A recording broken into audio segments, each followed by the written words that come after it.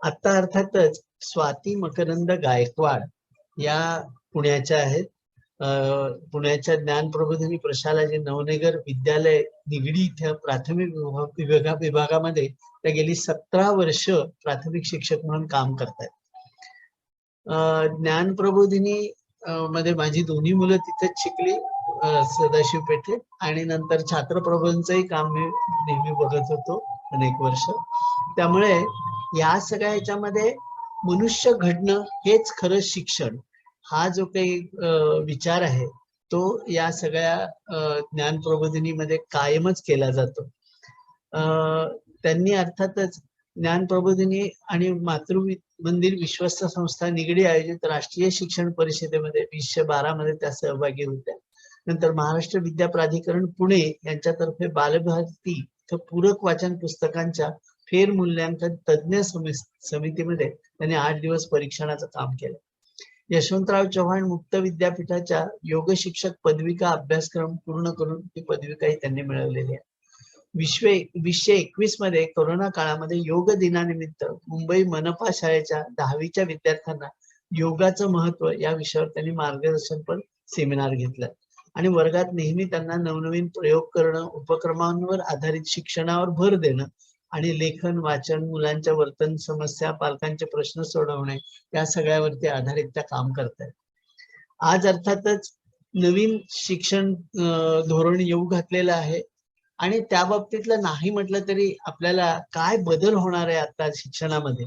कारण दरवेळेला आपण बोलताना म्हणजे सर्वच लोक बोलताना बोलत असतो की मेकॉलेचं शिक्षण नुसतं क्लार्क कारकून निर्माण करणारं शिक्षण अशासारखं आपण बोलतो. तर त्यामध्ये बदल घडणं हे सगळ्यांनाच वाटतं, बदल घडला पाहिजे, पण तो नेमका बदल काय आहे हेही समजून घ्यायला पाहिजे. आणि आता नाहीतर जून महिना सुरू झालाय, त्यामुळे मुलांच्या नातवांच्या ऍडमिशनसाठी सगळेजण इकडे तिकडे जात आहेत आणि वेगवेगळ्या तऱ्हेच्या काय म्हणता येणार भुलाव्यामध्ये येऊन कुठल्या तरी शाळेमध्ये, महागड्या शाळेमध्ये भरपूर पैसे भरून ऍडमिशन घेतात. पण मुलाचं भवितव्य चांगलं होण्यासाठी शाळा कशी निवडावी या बाबतीत काही एक मार्गदर्शन मला वाटतं मिळायला हवं. हे दोन अर्थाने उपयुक्त ठरेल. म्हणजे पालकांनाही आणि आता शाळेचे संचालक आहेत त्यांना आपल्या शाळेमध्ये काय बदल घडवून आणावेत किंवा कशी ती चांगली शाळा होईल हे बघावं, हे सुद्धा त्यांच्या याच्यामध्ये होऊ शकेल, त्यांच्या मनामध्ये येऊ शकेल. त्यासाठी हा आत्ताच जे काही प्रेझेंटेशन आहे ते खूप उपयोगाचं आहे. आणि मी स्वाती गायकवाड मॅडमना विनंती करतो की ताई तुम्ही तुमचं बोलणं सुरू करा, आम्ही उत्सुक आहोत ते ऐकायला. धन्यवाद सर. आवाज येतोय माझा? हो हो येतोय येतोय. नमस्कार सर्वांना. मी सौ स्वाती मकरंद गायकवाड, ज्ञानप्रबोधिनी नवनगर विद्यालय निगडी येथे मी प्राथमिक शिक्षिका म्हणून काम करते. सर्वात प्रथम माझं बोलणं सुरू करण्यापूर्वी मी रंगगंधच्या सर्व जे काही संचालक मंडळ आहेत आणि डॉक्टर करंबेळकर यांचे धन्यवाद मानते की त्यांनी हा विषय मांडण्यासाठी मला संधी दिली. तसेच आमच्या शाळेचे जे शिक्षण समन्वयक म्हणून काम पाहतात आणि औपचारिक शिक्षण प्रमुख म्हणून जे काम पाहतात श्री शिवराजदादा पिंपुडे यांनी सुद्धा या कामासाठी किंवा आजच्या या गोष्टीसाठी बोलण्यासाठी मला संधी दिली, त्याबद्दल त्यांचेही धन्यवाद. एकंदरीत हा सगळा अभ्यास करताना आणि प्रेझेंटेशन तयार करताना कोणकोणते मुद्दे घ्यावेत वगैरे यासाठी काही सहकार्याने सुद्धा मला खूप चांगली मदत केली. तर अशा सगळ्या शालेय सहकार्यांची सुद्धा मी धन्यवाद मानते आणि माझ्या विषयाला सुरुवात करते. नवीन जे शैक्षणिक धोरण आलं आहे त्याबद्दल सर्वांनाच उत्सुकता आहे, बऱ्याच जणांचा अभ्यास झालेला सुद्धा आहे त्यावरती. मला जे समजलंय, मी जो अभ्यास केलाय आणि आमच्या शाळेमध्ये सुद्धा जेव्हा हे धोरण आलं 2020 साली तेव्हा लगेचच आम्ही काही गटांनी एकत्रित येऊन या अभ्यासाला सुरुवात केली होती. आणि यामध्ये जे काही गवसलंय, जे काही माझ्या अल्पबुद्धीला जे काही समजलंय ते आपण सर्वांपर्यंत पोहोचवण्याचा मी प्रयत्न करते. साधारण सर्वांनाच माहिती, आता जर आपण शिशु वाटिकेचं जर आपण पाहिलं उदाहरण, तर हे एक एनईपीचं चांगलं उदाहरण, एनईपी म्हणजे राष्ट्रीय शैक्षणिक धोरणाचं चांगलं उदाहरण त्यांनी आत्ताच आपल्या समोर ठेवलेलं आहे की तिथे कार्यशाळा आहे, प्रयोगशाळा आहे, ग्रंथालय आहे आणि अशा सगळ्या अनेक गोष्टींनी युक्त अशी ही शिशु वाटिका तयार आहे आणि इथं आता मुलं शिकणार आहेत. तर यालाच थोडंसं अंदाजे म्हणजे यालाच खरं शिक्षण म्हणतात. आता शिक्षण म्हणजे काय, तर आमच्या शाळेचे जे आदरणीय कैलासवासी वामनराव अभ्यंकर म्हणजे केंद्र प्रमुख होते, ते नेहमी म्हणायचे, त्यांचं एक पुस्तक आहे शिक्षण विवेक म्हणून, त्याच्यात त्यांनी लिहून ठेवलेलं आहे की जेव्हा आपली सर्व इंद्रिय, ज्ञानेंद्रिय आणि कर्मेंद्रिय ही जेव्हा ओजस्वी बनवली जातील आणि त्यासाठी शिक्षण लागेल, तेव्हा त्या शिक्षणातूनच ते हे सगळं जमतं. आणि जेव्हा हे सगळं जमतं तेव्हा त्या गोष्टीला किंवा त्या सगळ्या प्रक्रियेला शिक्षण असं म्हणतात. म्हणजे मानवी जीवन समृद्ध बनवणारी प्रक्रिया म्हणजे शिक्षण. आता हे सगळं लक्षात घेऊन, आता सगळ्यांना माहितीच आहे, आपण बऱ्याचदा ऐकतो की भारत हा जगात सर्वात तरुण लोकसंख्येचा देश म्हणून आता गणला जातो. मग या सगळ्या तरुणांना पुढे जाऊन संधी काय आहे, कुठल्या शैक्षणिक संधी उपलब्ध आहेत, किंवा यांचं भविष्य काय नेमकं, तर हे सगळं काही या सदर राष्ट्रीय शैक्षणिक धोरणामध्ये चांगल्या प्रकारे मांडलेलं आहे. या धोरणाची काही ठळक तत्व मी आपल्या समोर मांडतेय. यातला सगळ्यात पहिलं तत्व म्हणजे सर्वांगीण विकास. आता सर्वांगीण विकास म्हटलं तर आपल्याला सगळ्यांना हा शब्द खूप पाठ झालेला आहे. सर्वांगीण विकास म्हटलं तर त्याचा बौद्धिक, शारीरिक, मानसिक, आत्मिक असा सर्व काही जो विकास, सामाजिक, हा सर्व विकास म्हणजे सर्वांगीण विकास. मग हा फक्त सर्वांगीण विकास एकदा शाळेत घातलं की होतोय असं नाही चालणार आहे. तर इथून पुढे काय बदल असणार आहे, तर आपण शिक्षक आणि पालक यांना यासाठी संवेदनशील बनवावं लागणार आहे आणि बनवून त्यांनी मग त्या विद्यार्थ्याची क्षमता ओळखून आणि ती मग क्षमता वाढवणं म्हणजे सर्वांगीण विकास, असं हे यापुढे मार्ग राहणार आहे. आता यापूर्वी कसं असायचं, परंपरागत शिक्षण असायचं, काही ठराविक आखून मार्ग दिलेला असायचा आणि मुलं त्याप्रमाणे शिक्षण घेत होती. पण नवीन धोरणानुसार आता तसं नसणार आहे. तर काय असणार आहे, तर स्वतःचे मार्ग जे काही शिकण्याचे आहे ते मुलांनी शोधायचे, त्यांच्या आवडीनुसार त्यांनी कौशल्य शिकायची आहेत आणि ही शिकलेली कौशल्य त्यांनी आत्मसात करून आपल्या जीवनामध्ये बदल करायचे आहे. नेहमीच परीक्षेसाठी घोकणपट्टी आणि शिक्षा म्हणजे घोकमपट्टी करायची, पेपर लिहायचे, खूप चांगले गुण मिळवायचे आणि नंतर ते विसरून जायचं.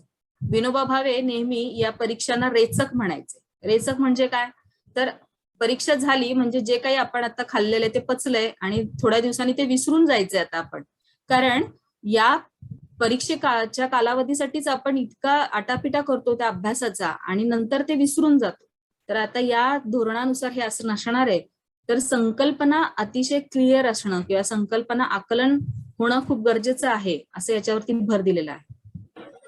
नवनिर्मितीला उत्तेजन दिलं जाणार आहे. आता सध्या आपण म्हणतोय की आपल्या काय म्हणतात, दर मैलावर 12 कोसावर एक भाषा बदलते. तशी ही सर्व भाषा म्हणजे आता मी बघते की बऱ्याच शाळांमध्ये जर्मन मुलं शिकतात, जापनीज शिकतात, स्पोकन इंग्रजीचे क्लास लावतात. हे सगळं तर आहेच, पण आपला भारत देश हा अनेक वेगवेगळ्या भाषांनी समृद्ध असा देश आहे. मग ह्या भाषेला सुद्धा सामर्थ्य आहे. मग या सामर्थ्याला प्रोत्साहन द्यायचं तर कशातून, तर बहुभाषिकतेतून. आणि हा एक सर्वात महत्वाचा भाग या धोरणामध्ये नोंदवलेला आहे की या प्रक्रियेमध्ये बहुभाषिकता म्हणजे मुलांनी विविध भाषा शिकण्यावरती प्रोत्साहन दिलेलं आहे. सर्व जे काही आपण अभ्यास करतो किंवा जे काही गुणवत्तापूर्ण शिक्षण देतो यावर काहीतरी संशोधन होणं गरजेचं आहे. जेव्हा कुठल्याही गोष्टीचं संशोधन होतं त्याला एक चांगली बळकट बाजू मिळते आणि ते मग आपल्याला संपूर्ण बऱ्याच ठिकाणी म्हणजे चांगल्या चांगल्या शाळांमध्ये इतर ठिकाणी आपल्याला ते पोहोचवता येतं. त्यामुळे संशोधनाची आवश्यकता आहे असं या NEPच्या धोरणामध्ये नक्कीच नोंदवलेलं आहे. आता शिक्षण ही सर्व सार्वजनिक सेवा आहे म्हणून प्रत्येक बालकाला त्याचा मूलभूत अधिकार मिळालाच पाहिजे आणि त्यासाठी दर्जेदार शिक्षण, आतापर्यंत सर्व शिक्षा अभियान होतं की सर्वांना शिक्षण मिळालं पाहिजे, पण आता इथून पुढे दर्जेदार शिक्षण मिळलं पाहिजे असं इथं नमूद केलेलं आहे. काही जीवन कौशल्य जसं संप्रेषण, सहकार्य, संघकार्य, लवचिकता ही सुद्धा याच्यातून मुलांना शिकायला मिळणार आहे. वेगवेगळे अध्यापनशास्त्र, धोरणं हे सर्व काही मुलांना याच्यामधून शिकायला मिळणार आहे. आणि एकंदरीतच भारताची समृद्धी, वैविध्यपूर्ण प्राचीन आधुनिक संस्कृती आणि ज्ञान पद्धती आणि परंपरा याचा सर्वांचा अभिमान कुठेतरी त्याच्या मनात रुजवला पाहिजे. मी भारत देशाचा नागरिक आहे आणि मला या सगळ्या गोष्टींचा किती अभिमान आहे हे त्याला पटलं पाहिजे. आज आपल्या देशात असं होतंय की अनेक विदेशी, परदेशी लोक येत आहेत आणि ते आपल्याला योगाचं महत्व सांगतायत, ते आपल्याला प्राथमिक शिक्षणाचं महत्व सांगतायत, ते आपल्याला मातृभाषेतून शिक्षणाचं महत्व सांगतायत आणि नंतर आपल्याला ते पटतंय. तर हे असं नसावं. तर ही समृद्धी माझ्या भारताची आहे, ती अतिशय प्राचीन आहे, जी परदेशातील लोकांनी स्वीकारलेली आहे, ती मी स्वीकारली पाहिजे आणि त्याचा अभिमान माझ्याकडे कायम राहिला पाहिजे. अशा प्रकारची एक चांगली मांडणी याच्यामध्ये आहे. या तत्वांनंतर जर आपण पुढे गेलो तर या धोरणाचा दृष्टिकोन काय आहे बरं? तर यातला सगळ्यात महत्वाचा दृष्टिकोन म्हणजे त्या मुलामध्ये फक्त त्याच्या विचारात नाही, तर त्याची अंतर्मन बुद्धी, त्याची कृती, याच्यामध्ये सखोल त्याच्यावर भारतीयत्वाचा एक अभिमान त्याच्यामध्ये विकसित करायचा आहे. आणि यासाठी त्याला ज्ञान, कौशल्य, मूल्य आणि स्वभाव या सगळ्या गोष्टींचा विकास करायला पाहिजे. फक्त ज्ञान घेऊन चालणार नाहीये.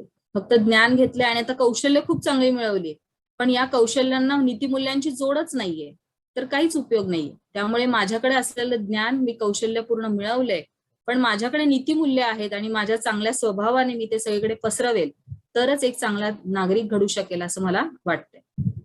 या धोरणामध्ये सर्वात महत्वाचा काय बदल आहे, तर आताच्या स्लाइडवर तुम्हाला दिसत असेल की पूर्वी 2 गटांमध्ये म्हणजे 10+2 अशा पद्धतीने ही शैक्षणिक रचना होती.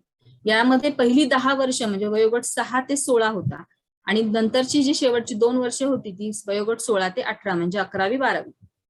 पण आता मात्र यामध्ये खूप चांगली रचना केली आहे, म्हणजे 5+3+3+4 अशी रचना केलेली आहे.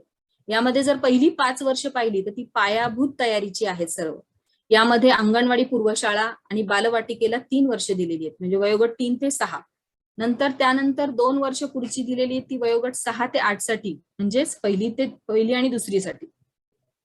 त्यानंतरचा गट आहे तो 3 वर्षांचा, तो म्हणजे पूर्व तयारीचा गट, म्हणजे 3री ते 5वीचा, म्हणजे वयोगट 8 ते 11चा असा गट आहे.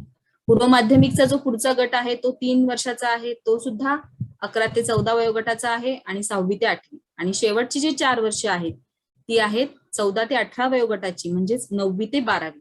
म्हणजे प्रत्येक गट हा एकमेकांना कुठेतरी कनेक्टेड आहे, जोडलेला आहे, कुठेही ती फारकत नाही. तर पूर्व प्राथमिक पासून 2री पर्यंतच्या मुलांच्या बालमानसशास्त्राचा अभ्यास करून त्यांनी नेमकं काय शिकलं पाहिजे, पुढे 3री ते 5वी मध्ये नेमके त्यांच्यात अनुभवांमध्ये कोणती भर पडली पाहिजे, एकदा अनुभव घेतले की त्या अनुभवांचं कौशल्यात रूपांतर कसं व्हायला पाहिजे, हे पुढच्या 6वी ते 8वीच्या गटात.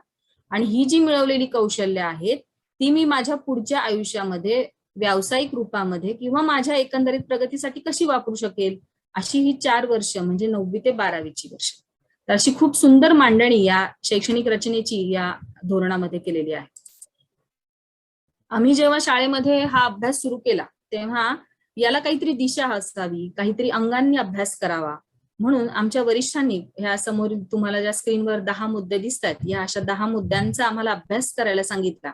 आणि या मुद्द्यांमधून धोरण कसं विस्तारलेलं आहे, कुठे कुठे आपल्याला या गोष्टी सापडतील, अशा सगळ्या गोष्टींचा आम्ही मग तो एक काय म्हणतात त्याला एकत्रित अभ्यास केला आणि मग आम्हाला हळूहळू ती सूत्र सापडत गेली. आता यातला जो पहिला भाग आपण पाहिला होता, म्हणजे या रचनेमधला हा जो पहिला भाग पायाभूतचा पाहिला होता, म्हणजे वय वर्ष 3 ते 6 आणि 6 ते 8 या गटाचा जर आपण अभ्यास केला तर पहिला जो गट आहे 3 ते 6 म्हणजेच अंगणवाडी, पूर्व शाळा आणि बालवाटिका. आत्ताच आपण बालवाटिकेचे खूप सुंदर उदाहरण आता आपण पाहिलं. तर या उदाहरणाप्रमाणेच हा जो विद्यार्थी आपल्याकडे येणार आहे तर त्याचं नेमकं या 10-12 मुद्द्यांच्या आधारे काय बरं आपण करू शकतो, त्याचं मूल्यमापन करायचं म्हणजे काय, त्याचं जीवन कौशल्याचं सिंचन करायचं म्हणजे काय, संवाद कौशल्य वाढवायचं असेल तर त्याला काय काय गोष्टींचा आधार दिला पाहिजे, ECCE म्हणजे अर्ली चाइल्डहुड केअर एज्युकेशन म्हणजेच या सर्व गोष्टींची उपलब्धता मुलांना कशी करून दिली पाहिजे. आत्ताच मघाच्या बालवाटिकेमध्ये या सगळ्या बऱ्याचशा यातल्या काही गोष्टींचा उल्लेख तिथे आलेला होता आणि खूप छान वाटलं मला की या NEP नुसार त्यांनी कुठेतरी काहीतरी ही पावलं उचललेली दिसतात. ह्या विद्यार्थ्यांसाठी या गटांचा किंवा या घटकांचा आपण अभ्यास करतोच. बऱ्याच ठिकाणी यात काही भर सुद्धा असते, काही कमी असतं, पण मला असं वाटतं की या पद्धतीने आपण जर गेलो तर हे पायाभूत शिक्षण नक्कीच महत्वाचं ठरेल असं वाटतं. आता जो काही सांस्कृतिक वारसा आपण घेऊन आलेला, मग अशी त्या ताईंनी दाखवलं की त्यांचा भाषा विकासाचाच एक गट आहे. भाषा विकास करायचा म्हणजेच काय, तर मूल जेव्हा जन्माला येतं तेव्हा त्याला काही वेगळी भाषा शिकवली जात नाही, पण हळूहळू कानावर पडून ऐकून तो आपली मातृभाषा शिकतो. मग ही मातृभाषा शिकल्यानंतर त्याच्यामध्ये काही लयबद्धता, तालबद्धता येणं गरजेचं असतं, त्याच्यात काहीतरी एक काटेकोरपणा यावा लागतो आणि हे सगळं काम कोण करतं, तर या पायाभूत शिक्षणामध्ये केलं जातं. त्यामुळे भाषा विकासाचं एक खूप छान काम आपल्याकडे होते. परिसर आणि विज्ञान, मग अशी ताईंनी प्रयोगशाळा सुद्धा दाखवली, खूप छान वाटलं ते पाहून की माझ्या बऱ्याचशा मुद्द्यांमध्ये ही अस्तित्वात, म्हणजे काय म्हणता येईल, असं म्हणता येईल की मी आता इथे मांडतेय थेरॉटिकल आणि प्रॅक्टिकल आत्ताच आपण शिशु वाटिकेमध्ये पाहिलं, तर असे अनेक गोष्टी आपल्याला या मुलांकडून नक्कीच करून घेता येते. आता NEP मध्ये म्हणजेच राष्ट्रीय शैक्षणिक धोरणामध्ये काही मुद्दे आलेले आहेत की विद्यार्थ्यांसाठी तुम्ही कोणत्या गोष्टी केल्या पाहिजेत आणि या आपण आता नवीन पद्धतीने कशा कशा आणू शकतो. जसं आकारिक मूल्यमापनावर भर देताना शिशु वर्गापासून त्याचं नियोजन कसं केलं पाहिजे. नंतर क्रीडा कला एकात्मिकरणासाठी कोणकोणत्या गोष्टींचा विचार केला पाहिजे. वाचन लेखन गणन म्हणजे काय, क्रीडा कला एकात्मीकरण म्हणजे काय, आणि एकंदरीतच श्रुतलेखन यासारखे उपक्रम आत्ता नको आहेत लगेच, तर या घटकाला किंवा या गटाला नंतर, म्हणजे आता मगाशी ताईंनी सांगितलं तसं की त्यांना आधी श्रवण खूप ऐकवलं जायला पाहिजे, मग त्यांना बोलतं केलं पाहिजे, मग त्यांना वाचन दिलं पाहिजे, आणि हे सगळं झालं की आपोआप पुढचा जो गट आहे पूर्वतयारीचा, त्या गटामध्ये मुलं लेखनाला सुरुवात नक्कीच करतात. आता हे झालं विद्यार्थ्यांबाबत. आता शिक्षकांच्या बाबत काय, तर आपण असं नेहमी म्हणतो की शिक्षणाचा हा त्रिकोण असतो, शिक्षक, विद्यार्थी आणि पालक. तर शिक्षकांच्या बाबतीत जर म्हटलं तर NEP मध्ये काय म्हटलंय बरं, तर अध्यापन पद्धतीमध्ये भरपूर साहित्याचा वापर करायला पाहिजे, कृतीयुक्त अध्यापन केलं पाहिजे, तंत्रज्ञानाचा वापर केला पाहिजे. आता आपण सगळ्यांना तंत्रज्ञान म्हटलं तर मला असं वाटतं की झूम मीटिंग ही फार काही आता कुणाला नवखी राहिलेली नाहीये, कारण पूर्ण कोरोना काळामध्ये बऱ्याच शिक्षकांनी झूम मीटिंगवरच आपले क्लासेस घेतलेत, ऑनलाईन क्लासेस घेतलेले आहेत, मुलांना शिकवलंय, आणि आता सगळ्यांना हे पारंगत झालं, आणि आपण इतके आता तयार झालेलो आहोत की आता आपण कोणत्याही संकटामध्ये मुलांचं शिक्षण मात्र नक्कीच थांबवणार नाही. तर अशा या तंत्रज्ञानाचा वापर आपल्याला करता आला पाहिजे. आपल्याला प्रशिक्षित शिक्षक आणि त्या संबंधाचं प्रशिक्षण सुद्धा त्यांनी नवीन रचनेनुसार घ्यायला हवं. म्हणजे जर का बालवाडीच्या शिक्षिका असतील तर त्यांनी मग त्या पद्धतीचं शिक्षण घ्यायला पाहिजे. प्राथमिकच्या शिक्षक, माध्यमिक शिक्षक त्या रचनेनुसार त्यांनी त्या प्रशिक्षण घेतलं पाहिजे. नंतर अध्यापन पद्धतीमध्ये पुन्हा एकदा साधन साहित्याची उपलब्धता, ग्रंथालय, वाचनालय, हे सगळ्या गोष्टी तर आलेल्याच आहेत, याबद्दल मी जास्त काही बोलत नाही. फक्त तुम्हाला या गोष्टी माहिती असाव्यात म्हणून मी फक्त मुद्दे समोर मांडलेले आहेत. संवाद कौशल्य हे या गटासाठी फार महत्वाचं असतं. का बरं महत्वाचं असतं, तर या मुलांना बोलतं करणं हीच एक मोठी कसरत असते, आणि बोलतं करून मग त्यांना काय म्हणतात त्या शालेय अभ्यासक्रमा शिक्षणाच्या प्रक्रियेमध्ये त्यांना आपल्याला घ्यावं लागतं. मग हा जो गट आहे त्या गटाची काही ठराविक बैठकांचं नियोजन करणं, किंवा विद्यार्थ्यांचा एकमेकांशी पहिल्यांदा संवाद साधणं, पुढे गेलेल्या विद्यार्थ्यांचा मागच्या मुलांशी संवाद साधणं, अशा अनेक गोष्टींनी आपण हे संवाद कौशल्य मुलांचं वाढवू शकतो. आता हे झालं शिक्षकांच्या बाबतीत. तसंच पालकांच्या बाबतीत मला म्हणावंसं वाटतंय की पालकांच्या बाबतीत सुद्धा आता मगाशी एका ताईंनी आपलं स्वतःचं पालक पहाट याबद्दल मांडणी केली. त्यांनी सांगितलं की तिथे गेल्यावर त्यांना कळलं की मी मुलांशी संवाद कसा केला पाहिजे. माझ्या मुलींनी मोबाईल हातात घेत होत्या, आता त्या घेत नाहीयेत, असं त्यांनी खूप छान सांगितलं. तर हे संवाद कौशल्य म्हणजेच काय, तर हे जसं मी माझ्या घरात माझ्या मुलाशी बोलते तसंच मी माझ्या शाळेबद्दल सुद्धा मला ती आपुलकी, तो जिव्हाळा असला पाहिजे की माझ्या शाळेतल्या इतर मुलांसाठी सुद्धा माझा काही वेळ मी देऊ शकेल का, मी काही वर्गमित्र म्हणून तिथे काम करू शकेल का. वेगवेगळ्या राष्ट्रीय सणांमध्ये पालकांचा सहभाग घेतला पाहिजे, वेगवेगळ्या सांस्कृतिक उपक्रमांमध्ये सहभाग घेतला पाहिजे. मुलांचं संगोपन कसं करायचं, निगा कशी राखायची, आहार, आरोग्य, भावनिक, बौद्धिक विकास, अशा सगळ्यांचं प्रशिक्षण पालकांपर्यंत पोहोचलं पाहिजे. आणि हे एकंदरीत सगळं काही करत असताना बऱ्याचदा असं असतं की मूल्यमापन हा भाग म्हटला की तो शाळाच करते, असं नाही. तर आता नवीन धोरणानुसार मूल्यमापन हे पालकांनी सुद्धा केलं पाहिजे असं म्हटलेलं आहे. मग पालकांनी मूल्यमापन करायचं म्हणजे काय, मग त्या शाळेने तसं ते आराखडे बांधणं, त्या पालकांपर्यंत तशी काय म्हणतात तशी बाजू मांडणं, आणि मुलांकडून तुम्ही काय काय बघू शकता. उदाहरणार्थ आपला मुलगा सकाळी वेळेवर उठतो का, देवाला नमस्कार करतो का, रोज आंघोळ करतो का, ह्या छोट्या छोट्या गोष्टी आहेत की हे आत्ताचं मूल्यमापनाचं काम झालंय.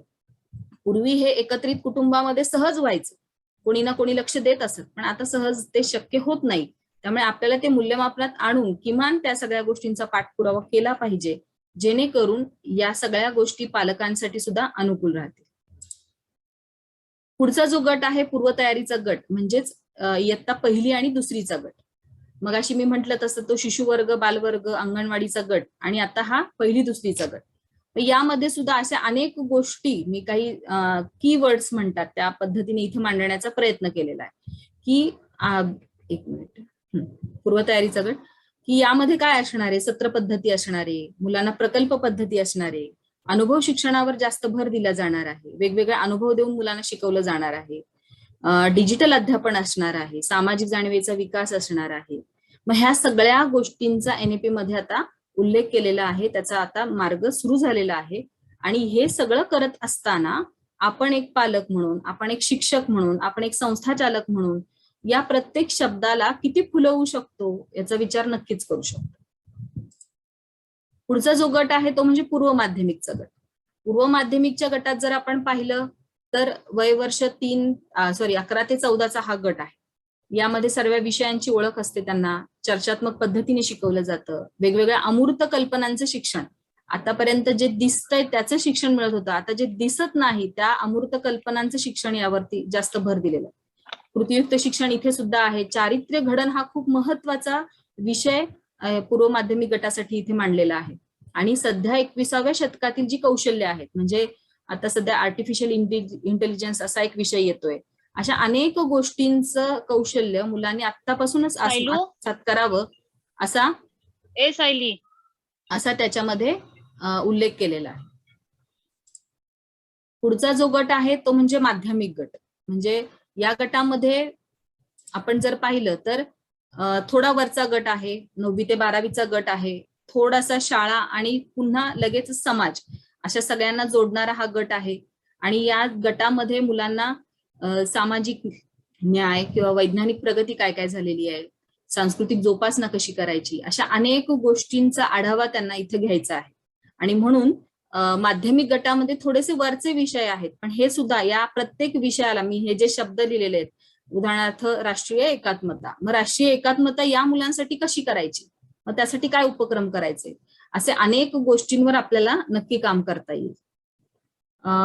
एकंदरीतच शैक्षणिक धोरणामध्ये ज्या काही गोष्टींचा उल्लेख केलेला आहे किंवा जे काही शब्द आलेले आहेत त्या शब्दांचं सतत एक म्हणतात ना पारायण करायला हवं आपल्याला. कारण हे सतत जेव्हा आपण अभ्यासू, जेव्हा सारखं ते वाचू, तेव्हा त्याची एक खूप चांगली दिशा प्रत्येकाला मिळेल. आणि ही दिशा मिळाल्यानंतर आपोआपच आपण आपल्या गटासाठी, आपल्या शाळेसाठी, आपल्या विद्यालयासाठी आणि पर्यायाने आपल्या आजूबाजूच्या परिसरासाठी एक उत्तम शाळेचं उदाहरण नक्कीच तयार करू शकतो असं मला वाटतंय.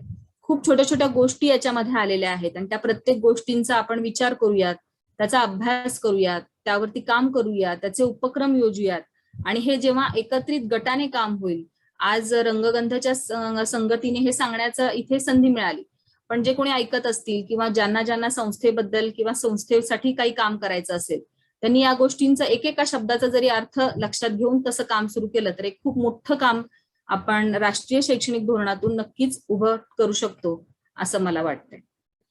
राष्ट्रीय शैक्षणिक धोरणाबद्दल जर का म्हणायचं झालं तर बऱ्याच गोष्टी आहेत. हा एक छोटासा धावता आढावा मी आता आपल्या समोर मांडलेला आहे, पण आपण सर्वांनी नक्की हे राष्ट्रीय शैक्षणिक धोरण वाचावं आणि त्यामध्ये आपली काही टिपणं काढावीत. आणि ही टिपणं काढल्यानंतर मला समजलेलं राष्ट्रीय शैक्षणिक धोरण काय आहे, एक सामान्य नागरिक म्हणून, एक सामान्य शिक्षक म्हणून मी याच्यासाठी काय काय करू शकतो, अशी एक जेव्हा आपण आपलं काही बांधणी करू तेव्हा नक्कीच आपल्याला याचा फायदा होईल असं मला वाटतं. यानंतरचा दुसरा विषय सरांनी मला दिलाय तो म्हणजे शाळेची निवड करताना. खूप आवडीचा विषय आणि सगळ्यांच्याच आवडीचा विषय असतो. जून महिना आला की अगदी धांदल उडते सगळ्यांची की आता ऍडमिशन घ्यायचंय, कोणत्या शाळेत घेऊया, मग काय करूयात, मग इंग्रजी माध्यमात घेऊयात का मराठी माध्यमात घेऊयात, मोठ्या शाळेत घेऊयात का छोट्या शाळेत घेऊयात, इंटरनॅशनल शाळेत घेऊयात का घराजवळच्या शाळेत घेऊयात, असे अनेक प्रश्न पालकांना पडत असतात. आणि या प्रश्नांमध्ये काय होतं की बऱ्याचदा आपण जेव्हा त्याच्याबद्दल काही चर्चा करतो तेव्हा आणखी गुंतत जातो. आणि आणखी गुंतत जाताना काय होतं की बऱ्याचदा चुकीच्या मार्गांवर जाण्याचं खूप दाट शक्यता असते. मग अशा वेळेला काय करायला पाहिजे, तर सर्वात पहिल्यांदा या शाळेची निवड करताना पहिल्यांदा सर्वात महत्वाचं काम म्हणजे पालकांनी याचा अभ्यास केला पाहिजे. आता अभ्यास करायचा म्हणजे काय करायचं, पालक म्हणतील की आता आम्हाला मुलांना अभ्यासाला घालायचंय, आम्ही काय अभ्यास करायचा याच्यात. हो, पण माझं म्हणणं नक्कीच हे की जेव्हा तुम्हाला शाळेची निवड करायची आहे तेव्हा तुम्ही अभ्यास करणं खूप गरजेचं आहे. आता तुम्ही बघत असाल की सर्वांना माहितीये की तुमचं मूल जेव्हा जन्माला येतं, आपली सगळ्यात मोठी शाळा म्हणजे कोणती, तर कुटुंब. ही सगळ्यात मोठी शाळा आहे कुटुंब म्हणजे. या शाळेसारखी शाळाच नाहीये. आणि ही शाळा आपण पहिल्यांदा मूल आपल्या या शाळेत प्रवेश करतं, कुटुंब शाळेमध्ये. आणि एकदा इकडे प्रवेश केल्यानंतर बऱ्याच गोष्टी मूल शिकतं आणि मग त्या शिकलेल्या गोष्टी पुन्हा पारखून पाहणं, निरखून पाहणं, यासाठी ते बाहेर पडतं. आणि बाहेर मग त्याला त्याचं जे विश्व आहे, त्याचं जे वर्तुळ आहे ते वाढत जाते. या चित्रात तुम्हाला दिसत असेल की बऱ्याचदा बघा, आपल्याकडे आपण या गोष्टीचा फार विचार करतो. काय विचार करतो? माझ्याकडे 10,000 रुपये आहेत आणि मी आता बँकेत ठेवणार आहे. पुढच्या 10 वर्षात काय होईल बरं? किती रुपये मिळतील? मग मी कोणकोणत्या गरजा भागवू शकेल? मग माझं म्हातारपण चांगलं जाईल ना? माझं रिटायरमेंट नंतर आयुष्य कसं असेल? माझ्या मुलाबाळांची लग्न कशी होतील? वगैरे वगैरे वगैरे अशा अनेक संसारिक ज्या विवंचना असतात, त्यात आपण असं गोंधळलेलो, गुरफटलेलो असतो आणि सतत त्या विचारात असतो की आता या पैशांचं काय होईल, कसं होईल. अशा अनेक महत्वाच्या गोष्टी आपल्या डोक्यात सतत फिरत असतात. म्हणजे काही गोष्ट महत्वाचीच आहे, आपल्याला पैसा, आर्थिक गणित हे सगळं मांडलंच पाहिजे, त्याशिवाय पुढे काही होतच नाही. पण आपण इतके गुंतत जातो की आपल्या आजूबाजूच्या ज्या काही छोट्या छोट्या गोष्टी आहेत त्या पाहणं, निरीक्षण करणं, त्यातून काही शिकणं, त्यातून आपल्या मुलांना शिकवणं, अशा अनेक गोष्टी आपण विसरून जातो. उदाहरणार्थ हे पुढचं चित्र जर तुम्ही पाहिलं तर शाळा नावाची जी बँक आहे त्यामध्ये आपण आपलं चैतन्यदायी ठेव म्हणजे काय, तर आपली मुलं. 12 वर्ष आपण आपली मुलं एका शाळेत देतो. शिशु वर्गापासून कोणी पहिलीपासून टाकतात 10 वर्षासाठी. आणि 12 वर्ष आपली ही ठेव आपण एका ठिकाणी ठेवतोय. मग 12 वर्षानंतर या ठेवीचं काय होणार आहे बरं, असा कधी विचार करतो का आपण? तर आपली स्वप्न रंगलेली असतात. 12 वर्षानंतर माझं मुलं असं होईल, तसं होईल, तो डॉक्टर होईल, तो इंजिनियर होईल, तो वकील होईल, वगैरे वगैरे वगैरे, अशी अनेक स्वप्न आपली असतात. पण खरंच ती पूर्ण होतात का? सगळीच स्वप्न आपल्या मनासारखी होतात का? तर असं नाहीये. तर याच्यामध्ये अनेक बदल झालेले असतात. तर हे बदल म्हणजे काय? हे बदल कशामुळे होतात? आणि जर ते सकारात्मक बदल करायचे असतील तर मुलाची जी पहिली शाळा आहे ती म्हणजेच बाल शिक्षण, याचा जर विचार करायचा असेल तर आपल्याला या 10 मुद्द्यांचा नक्कीच विचार करायला हवा. मग बालशिक्षणाचा विचार करायचं म्हणजे काय करायचं? तर सर्वात महत्वाचं म्हणजे बालशिक्षण हे कशावर अवलंबून आहे, तर बालविकासावर अवलंबून आहे. मग बालविकास म्हणजे काय, तर त्याच्या ज्या काही जाणीवा आहेत त्या आपल्याला माहिती पाहिजे. बालविकास करायचा म्हणजे काय करायचं, तर त्याचा सामाजिक, भावनिक असा सर्व विकास आपल्याकडून झाला पाहिजे. त्याच्या गरजा आपल्याला कळल्या पाहिजेत, त्याच्या महत्वाच्या गरजा आपल्याला कळल्या पाहिजेत. मग त्यासाठी बौद्धिक विकासाच्या मर्यादा समजल्या पाहिजे. शारीरिक विकास कसा आपल्या मुलाचा होतोय ह्याचं निरीक्षण हवं. बऱ्याचदा आता सध्याच्या मध्ये आपण पाहतो की सगळीकडे फास्ट फूडचं इतकं माजलेलं अवडंबर की आपण मुलाच्या आरोग्याकडे लक्षच देत नाही. मग नुसतंच काहीतरी सुखवस्तू गोष्टी पुरवल्यात आणि आपण अपेक्षा करायची 12 वर्षानंतर खूप उत्तम नागरिक आणि आरोग्यदायी असा मूल तयार होणार आहे, अजिबात होणार नाहीये. तर आत्तापासून मला माझ्या मुलाच्या शारीरिक विकासावर लक्ष दिलं पाहिजे. मग या बालवाडीमध्ये जे काही विद्यार्थी आहेत, शिक्षक आहेत, त्यांचा संबंध कसा असेल, एक शिक्षक आणि विद्यार्थी याच्यामध्ये मातृबंध कसा असेल, अशा अनेक गोष्टी आपल्याला बालशिक्षणाच्या वेळेला विचार करायला हवा. नंतर विद्यार्थ्यांचा कल हा म्हणजे जे काही शिक्षक शिकवतात त्यांचा कल हा विद्यार्थी अनुकूल हवा. नंतर सतत मुलांना प्रोत्साहन देणारे, प्रेरणा देणारे शिक्षक हवे. अशा अनेक गोष्टी आपल्याला बालशिक्षणाचा विचार करताना केल्या पाहिजे. आणखी काय करता आलं पाहिजे, तर जी काही आपण मुलांसाठी बालवाडी निवडणार असतो तर ही कशी असली पाहिजे, तर तासांपासून दिवसांपर्यंत वाढत जाणारी हवी. त्यांच्या वेळापत्रकामध्ये वैविध्य असलं पाहिजे, लवचिकता असली पाहिजे. प्रत्येक मुलागणिक काहीतरी प्रगतीचा विचार हवा, विकासाची योजना हवी. प्रत्येक मुलाला मर्यादित म्हणजे मुलं मर्यादित हवीत आणि शिक्षक मात्र अमर्याद हवे. म्हणजे एका स्वयंपूर्ण विकासाकडे आपण जाऊ शकतो. 25 मुलांची साधारण एक असावी किंवा किमान 5 खोल्या हव्यात, 5 शिक्षिका हव्यात. साधारण डीटीएड, बीएड अशा अनेक पदव्या. बाहेरच्या देशामध्ये तर पीएचडी झालेले शिक्षक सुद्धा बालवाडी शिक्षण करतात, कारण तिथे शिक्षणाला फार महत्व आहे. आणि प्राथमिक किंवा पूर्व प्राथमिकचा शिक्षक म्हणजे सर्वात उत्तम काय म्हणता येईल, उत्तम त्यांचं व्यवसाय किंवा नोकरी मानलं जातं. आता या शिक्षणाला पूरक वातावरण हवंय, अशी ती बालवाडी सगळ्या गोष्टींमधून सुसज्ज असली पाहिजे.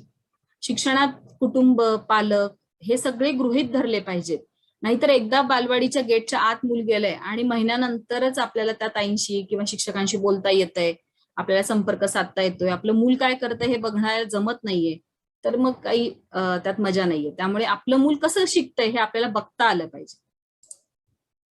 आता इथून पुढं जे काही या शतकातली आता बालवाडी कशी असली पाहिजे, तर मगाशी म्हटलं तसंच बालशिक्षणाची भूमिका अनुभवास जीवन जोडायची असेल, म्हणजे काय, असं प्रत्येक अनुभव मुलांनी जगला पाहिजे, प्रत्येक अनुभव मुलांनी घेतला पाहिजे. जसं मगाशी शिशुवाटिका दाखवली, प्रत्येक मूल त्यातला अनुभव घेणार आहे आणि शिकणार आहे, अशी ही बालवाडी हवी.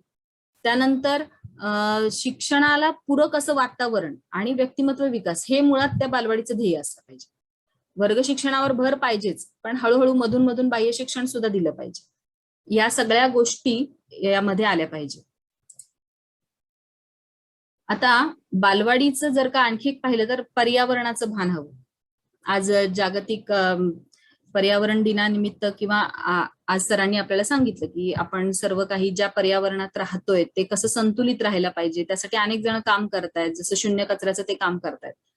तर या पर्यावरणात आपलं मूल वाढणार आहे, त्या पर्यावरणात माझ्या मुलासाठी काय काय आवश्यक आहे बरं, हे सुद्धा आपल्याला समजलं पाहिजे. नंतर शहर गाव असे भेद लक्षात आले पाहिजेत आणि त्यानुसार अभ्यासक्रम हवाय.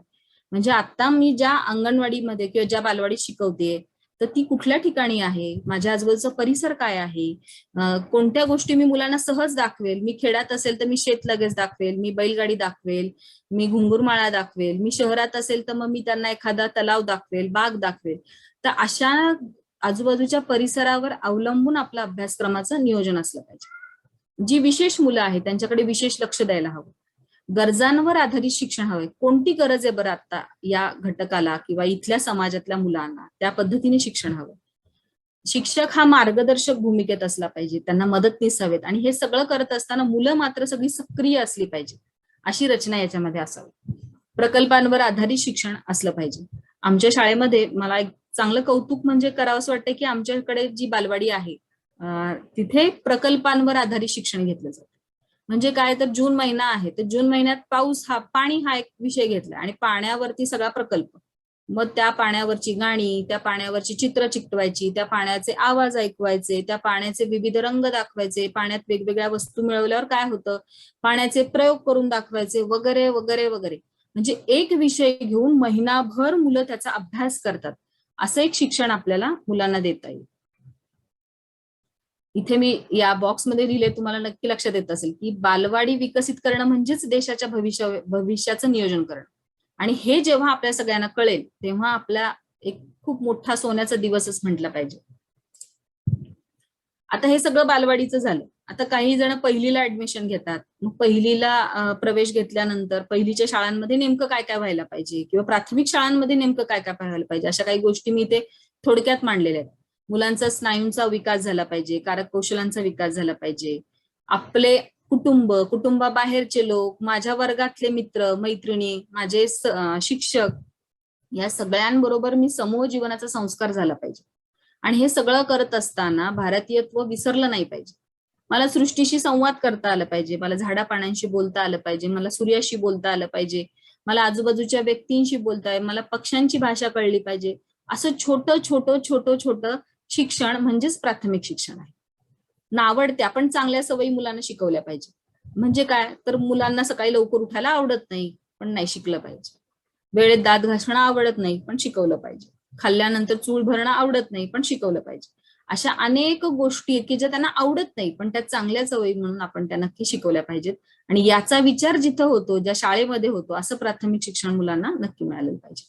भावना कोश समृद्ध झाला पाहिजे. आता आपण सध्या पाहतो टीव्हीवरती अनेक प्रकारच्या बातम्या येतात आणि त्या बातम्या पाहून पाहून मन, डोळे आणि बुद्धी बोथट झालेली आहे आणि कुठेतरी आपल्याला ते काहीच वाटत नाही, कुठेच भावना आपण व्यक्त करू शकत नाही. तर असं नको व्हायला. माझ्या प्रत्येक मुलाला कुठेतरी भावना आहे. समोर एखादा प्राणी पाण्या वाचून तडफडतो हे पाहून त्याच्या डोळ्यात अश्रू आले पाहिजेत. त्याला हलकंसं उचलून आलं पाहिजे, त्याला लोकांना प्रेम देता आलं पाहिजे, त्याला पानं तोडताना विचार आला पाहिजे की मी झाडाचं पान तोडलं नाही पाहिजे. अशा अनेक छोट्या छोट्या गोष्टी शिकणं म्हणजेच भावनाकोश त्यांचं समृद्ध होणं. विज्ञान दृष्टीची ओळख झाली पाहिजे, प्रतिभा विकसन झालं पाहिजे. स्वतःचा आत्मसन्मान त्यांना राखता आला पाहिजे. आणि सर्वात महत्वाचं म्हणजे मातृभाषेतून शिक्षण महत्वाचं आहे. त्यामुळे ज्यांना ज्यांना प्राथमिक शिक्षणाचा आग्रह किंवा जे जे आता प्राथमिक शिक्षणासाठी पुढे वाटचाल करतायत त्यांनी मातृभाषेतून मुलांनी शिकावं यासाठी मी नक्की आग्रह करेन. सगळ्या गोष्टी करत असताना पुढे जर आपण पाहिलं तर म्हणजे आता बऱ्यापैकी या सगळ्या गोष्टी फक्त बोलून किंवा सांगून जेवढा पटत नाही तेवढा एक छोटासा व्हिडिओ मी आता तुमच्या समोर मांडते, कारण आता वेळ खूप कमी आहे. आपण हा व्हिडिओ पाहूयात, म्हणजे आपल्या लक्षात येईल की मला नेमकंच शिक्षणाबद्दल किंवा मातृभाषेतून शिक्षणाबद्दल काय म्हणायचं आहे. सोनम वांगचुक हे सगळ्यांच्या ओळखीचे आहेत, त्यांनी शिक्षणामध्ये खूप चांगले चांगले प्रयोग केलेले आहेत. तर त्यांचा एक छोटासा व्हिडिओ आहे 5 मिनिटाचा, आपण नक्की बघूया. नई शिक्षा नीति के बारे में, जो कि मेरे ख्याल में भारत में एक क्रांतिकारी परिवर्तन ला सकता है। इस पर बहुत से लोगों ने टिप्पणी की, तो मैंने सोचा कि मैं पूरे शिक्षा नीति पर न बात करूं, बल्कि इसमें से सबसे बड़ी क्रांतिकारी जो बात लगी मैं उस पे बात करूं, और जिससे मेरी जिंदगी लगभग 30 सालों से जुड़ी रही है, और वो है शिक्षा का माध्यम, भाषा, मीडियम ऑफ इंस्ट्रक्शन, जो कि इस शिक्षा नीति में कहा गया है कि मदर टंग यानी कि मातृभाषा हो, मादरे जुबान हो। ये एक बहुत ही बड़ी तब्दीली ला सकती है हमारे इस देश में, और इस पर मुझे डर ये है कि हम कहीं अपने नादानियों के वजह से, असमंजस के वजह से ये एक बहुत बड़ी जो अपॉर्चुनिटी है, मौका है, वो हमारे हाथ से न चला जाए। क्योंकि बहुत से लोग ये भी कह रहे हैं कि अंग्रेजी को हटाकर अगर हम मातृभाषा को माध्यम करें तो हमारे बच्चे क्या पिछड़ नहीं जाएंगे, क्या वो आईटी और आईआईटीज में जा पाएंगे दुनिया के स्तर पर। तो इस बारे में मैं आपसे अपना और कुछ खास लोगों के जो अनुभव हैं वो बांटना चाहता था। सबसे पहले तो अपना बांटूं। मैं लद्दाख में लगभग 30 वर्षों से शिक्षा के ही क्षेत्र में काम करता आया हूं।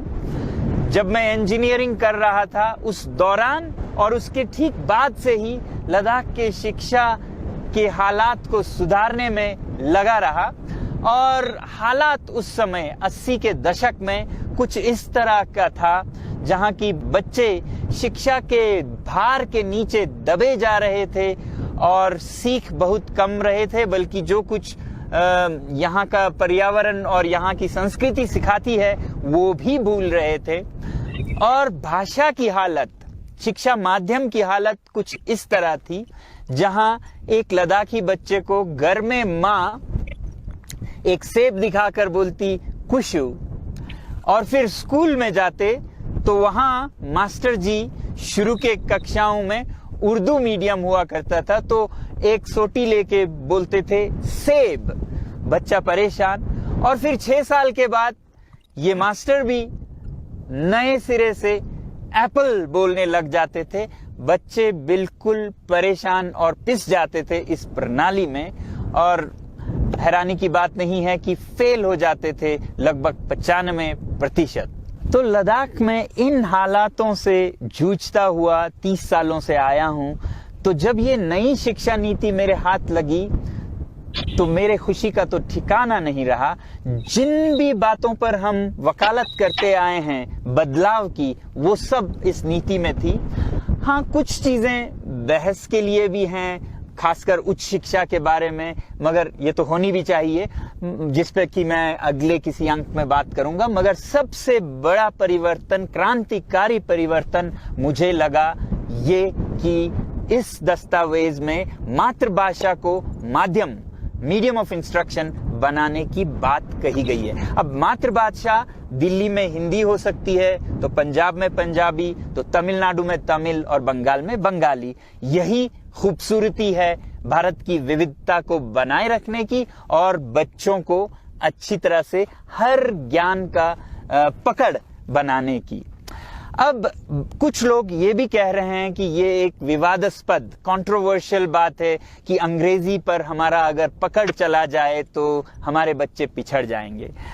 ये मैं कई बार कहता आया हूं कि जिन देशों के बच्चे मातृभाषा में पढ़ते हैं उनकी सूझबूझ और क्षमता कहीं ज्यादा होती है उन बच्चों से जिन्हें जबरदस्ती अंग्रेजी में पढ़ना पड़ता है जबकि माहौल में अंग्रेजी नहीं हो। तो कुछ लोगों का मानना ये है या भ्रम ये है कि अंग्रेजी माध्यम न रहे तो हमारी अंग्रेजी पे पकड़ नहीं रहेगी, हम IITs में नहीं जा पाएंगे, हमारा विकास कम हो जाएगा।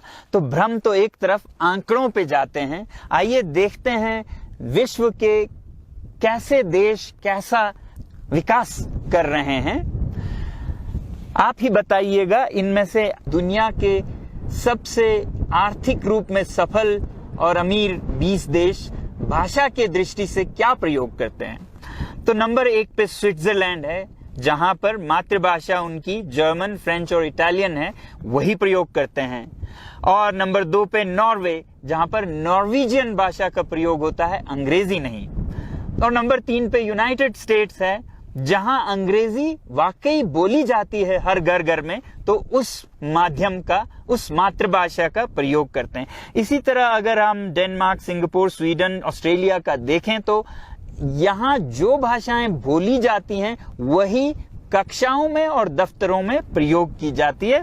और 20वें नंबर तक अब हम देखते हैं दुनिया के सबसे गरीब 20 देशों के आंकड़े, और ये देश ज्यादातर अफ्रीका में हैं। आप देखेंगे कि लगभग सभी 20 गरीब देश यूरोप के अंग्रेजी या फ्रेंच या पोर्चुगीज में अपने दफ्तर और विद्यालय चलाते हैं, और हम देख रहे हैं कि वो दुनिया के सबसे गरीब देशों में है। तो फैसला आप पर छोड़ता हूं कि आप भारत को दुनिया के सबसे गरीब तरीन देशों में देखना चाहेंगे या फिर सबसे सफल देशों में देखना चाहेंगे। दोस्तों, ये एक गुलामी की मानसिकता है जो हमें ये सोचने पे मजबूर करती है कि जो हमारे साहबों की, मास्टर्स की जो जुबान थी वही जबान सबसे बेहतर है। और गुलामी का दूसरा नतीजा यह है कि अपनी हर कुछ हमें छोटी, तुच्छ, हीन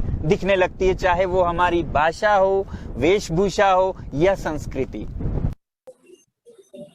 मला असं वाटतं की आत्ताच्या व्हिडिओमधून बऱ्याचशा गोष्टीच सगळ्यांच्या समोर आलेल्या असतील की शिक्षण म्हणजे काय आणि प्राथमिक शिक्षण नेमकं कशातून घेतलं पाहिजे, आणि हे दोन्ही एकत्रित म्हणजे जे राष्ट्रीय शैक्षणिक धोरण मी आधी मांडलं ते आणि आत्ताचं जे शाळा निवड कशी करावी, असं या दोघांना धरून असा हा व्हिडिओ होता। यानंतर मला असं वाटतं माझ्याकडून ज्या काही विषयाची मांडणी होती ती झालेली आहे, त्यामुळे मी थांबते आणि पुन्हा एकदा रंगगंध कलासक्त न्यास यांचं मी पुन्हा धन्यवाद मानते। धन्यवाद सर। वा, खूपच छान, अभ्यासपूर्ण आणि सगळं ज्याला काय म्हणायचं, खूप मोठा कॅनव्हास आहे खरं म्हणजे। आम्हाला तुम्हाला खरं म्हणजे अशीच कार्यशाळा एक 8 दिवसाची दिली तरी ते पुरणार नाही इतका तो विषय आहे, पण थोडक्यात पण सगळ्या गोष्टी कव्हर करत तुम्ही फार छान तऱ्हेने हे सांगितलं। मनापासून धन्यवाद। कुणाला काही प्रश्न असतील, बोलायचं असेल तर बोलू शकता, पण मला वाटतं आता बऱ्यापैकी उशीर झालेला आहे। पण महत्वाचं मला हेच सांगायचं की हा सगळा विषय जो आहे, आम्ही आता म्हणजे नाट्यशास्त्र म्हणून जेव्हा शिकवायचो रंगगंध मध्ये, आमचा युनिव्हर्सिटी रेकग्नाइज्ड कोर्स होता नाट्यशास्त्र प्रमाणपत्र अभ्यास।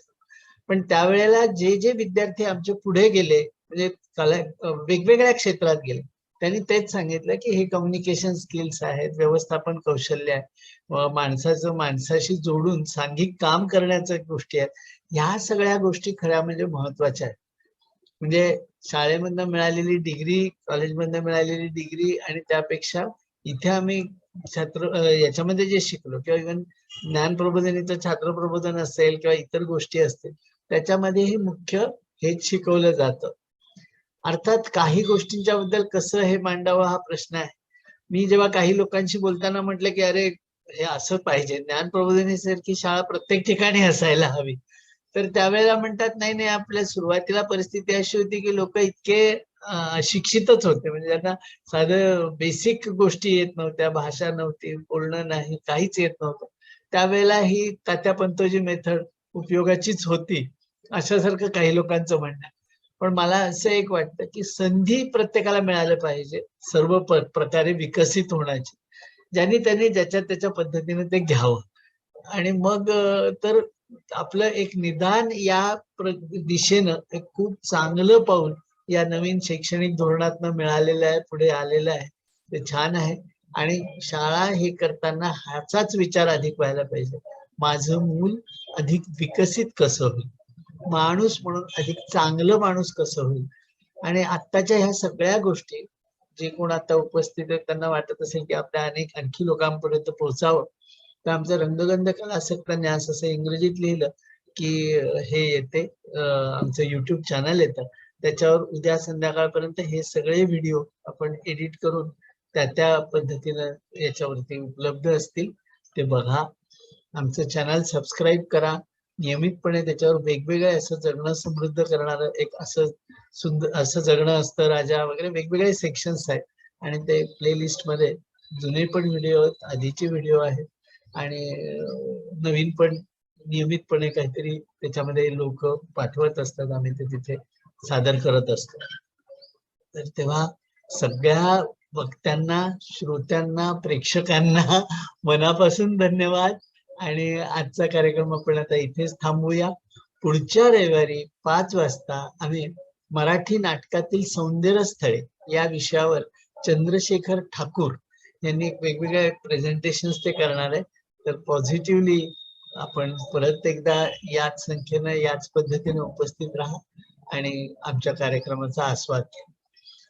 सगळ्यांना परत एकदा धन्यवाद. शुभरात्री. धन्यवाद सर.